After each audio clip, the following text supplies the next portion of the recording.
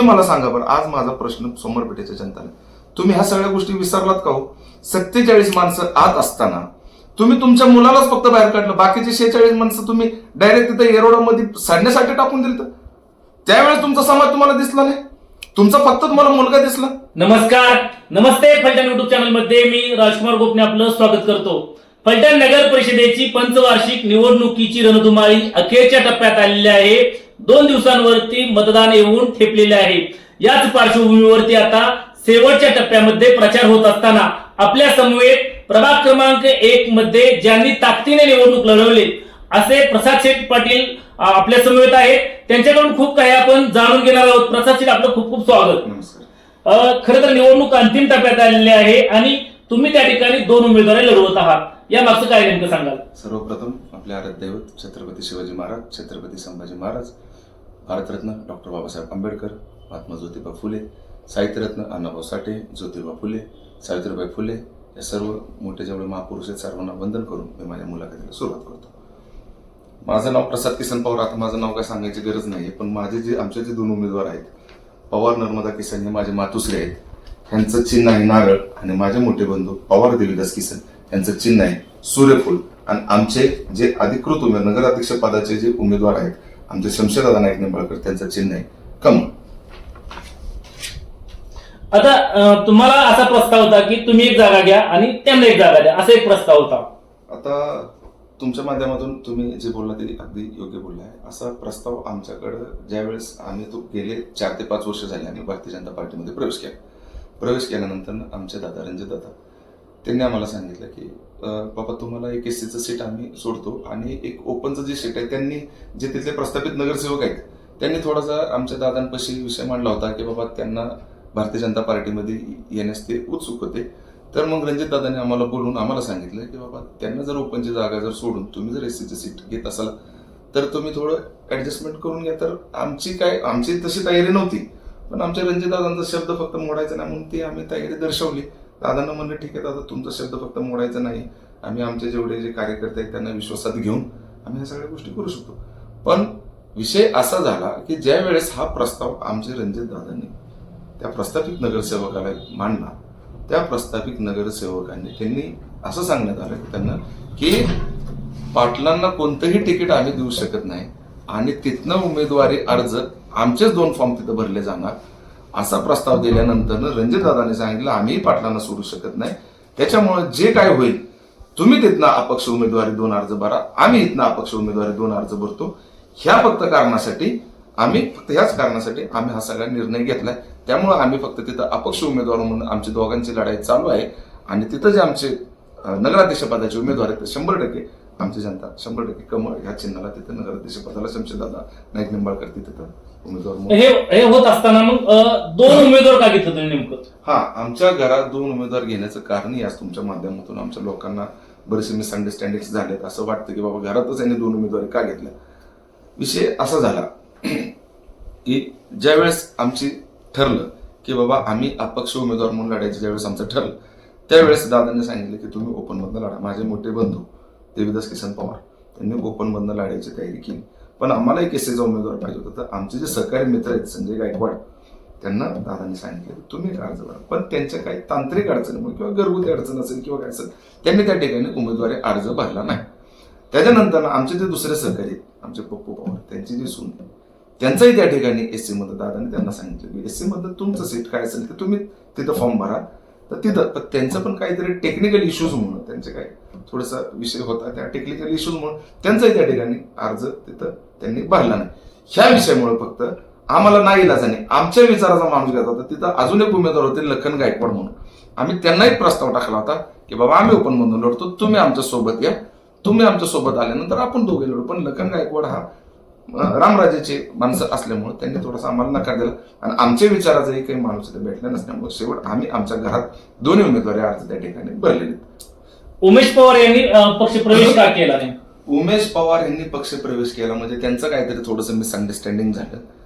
तर फक्त की त्यांचं आमच्या रणजित दादांवर खूप प्रेम आहे, रणजित दादाचंही त्यांच्यावर खूप प्रेम आहे. फक्त मिसअंडरस्टँडिंग झाले असतील, काय थोडंसं ह्याच्यातून गैरसमजातून झाले असेल, पण आजही उमेश पवार त्यांनी आता पक्षप्रवेश तिकडे केला होता, पण त्यांनी आज परत आमच्याकडे घर वापसी केलेली.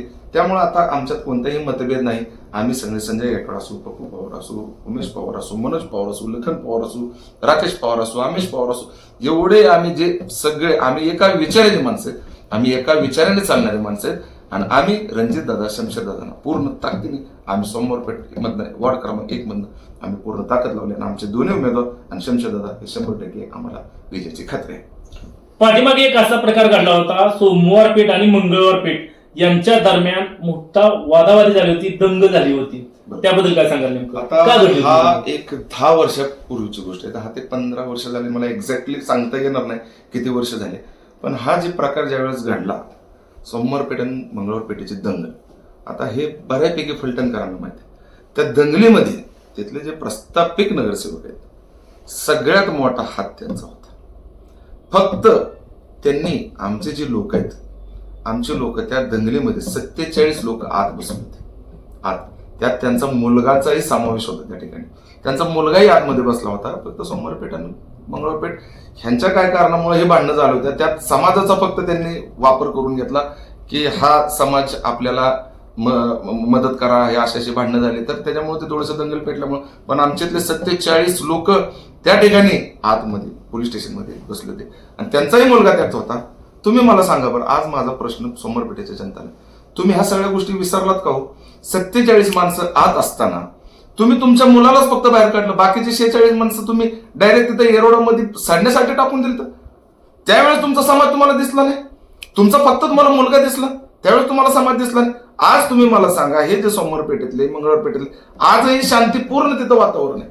फक्त काही तिथल्या प्रस्थापित नगरसेवकाचे जे विचार आहेत, त्या विचारामुळेच फक्त हे दंगल घडले होते.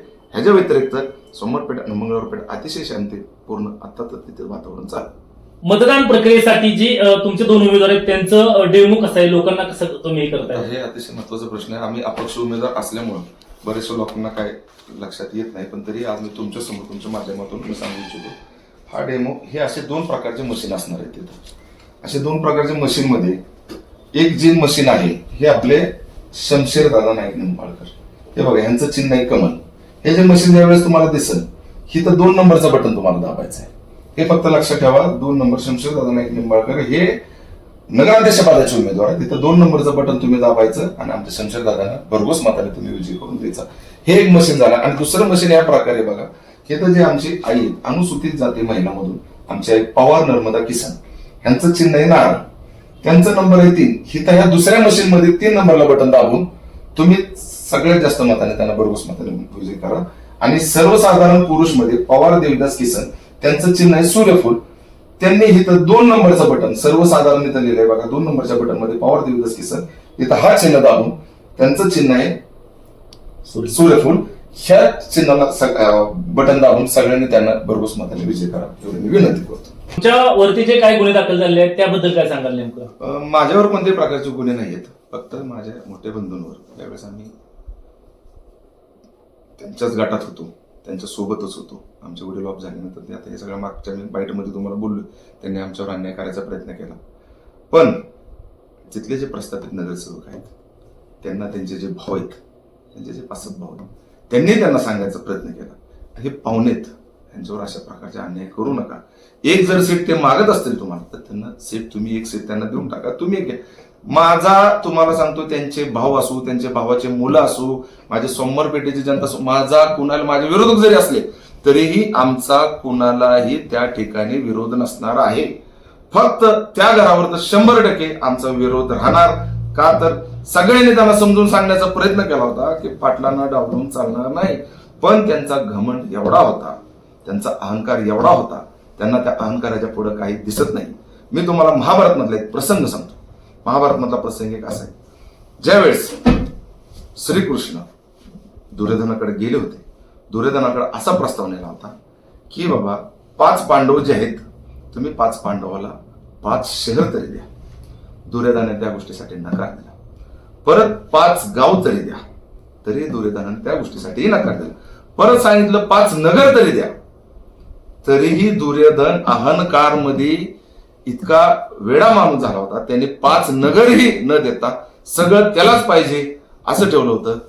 हा फक्त प्रसंग आता तुम्ही समजून घ्या. आमचे श्रीकृष्ण जे आहेत, त्यांनी हा त्यांच्यापाशी प्रस्ताव मांडला होता. शेवट त्यांनी प्रस्ताव हा एक्सेप्ट केल्या नसल्यामुळं त्यांचा अहंकार, आज त्यांचा अहंकार जसा रावणाचा अहंकार होता, जसा रावण राजा होता. आमचे राम प्रभू श्रीराम हे वनवासी होते, रावण राजा होता, पण त्यांचा अहंकार एका वनवासी श्रीरामाने संपवला. असंही त्यांचाही अहंकार या ठिकाणी आता येत्या इलेक्शनला 21 तारखेला त्यांचा अहंकार संपवणार. आणि मला माझे मतदार बंधू भगिनी सगळ्यांवर माझा विश्वास आहे की 100% जीत आमचे मोठे भाऊ शमशेर दादा आणि माझी आई तिने 100% कॅन्डिडेट तिथं विजयी होते. तुमच्या कुटुंबावर पाठीमाग काही गुन्हे दाखल झाले त्याबद्दल काय सांगाल नेमकं? आता माझ्या मोठ्या बंधूंवर जे गुन्हे दाखल झाले होते 307, 353 छेडछाडचे गुन्हे, आता ह्याचं मी तुम्हाला सांगतो, ज्या ज्या लोकांनी आमच्यावर गुन्हे दाखल केले त्यात मी तर सांगतो त्यांचा त्यात काही हात नाही. हे जे फक्त जे प्रस्थापित नगरसेवक आहेत त्यांनी त्यांना सांगून, त्यांना इन्फ्लुएन्स करून, त्यांचे कान भरून फक्त त्यांना गुन्हे करायला लावले. आजही तुम्हाला सांगतो, माझ्या मोठ्या भावांवर ज्यांनी गुन्हे दाखल केले आमचा त्यांना कोणत्याही प्रकारे विरोध नाही. त्यांचा आमचा कोणताही प्रकार, आमचा त्यांच्यावर कोणताही दोष नाही. आज जाहीरपणे तुमच्या मार्फत आमचे त्यांच्यावर काय क्रॉस केसेस असेल तुमच्या मार्फत आजही मी त्यांना सांगतो, आज जर केस मागे घेण्याची वेळ आली तर आम्ही मागे घेतो. कारण त्यांचं आमचं काही नसताना फक्त इन्फ्लुएन्स करतात, भावात भांडणं लावतात, घराघरात भांडणं लावतात. डिवाइड अँड रूल पॉलिसी यांनी चालू केली. जसे अंग्रेज आपल्या देशात आले होते, जातीत भांडणं लावले, भावात भांडणं लावले, तसंच ह्यांचं चालू आहे. ह्यांनी भावात भांडणं लावून सगळं तिथं सोमवारपेठेचं सगळं वातावरण दूषित केले. त्या दूषित वातावरणाला कंटाळून आज आम्ही हा निर्णय घेतला त्यांच्या विरोधात. आणि आजही सांगतो, ते प्रस्थापित नगरसेवकचे भाव असू दे, त्यांचे जे सहकारी असू दे, कुणीही असू दे, आमचा त्यांच्या कुणालाही विरोध नाही. फक्त ते प्रस्थापित जे नगरसेवक आहेत शेवटपर्यंत आम्ही जीवन मरण आमचा शेवटपर्यंत त्या माणसाला विरोध राहणारच. मतदारांसाठी काय सांगाल नेमकं शेवटी? मतदारांना मी एवढंच सांगतो की आज तुम्ही सुज्ञ मतदार आहात.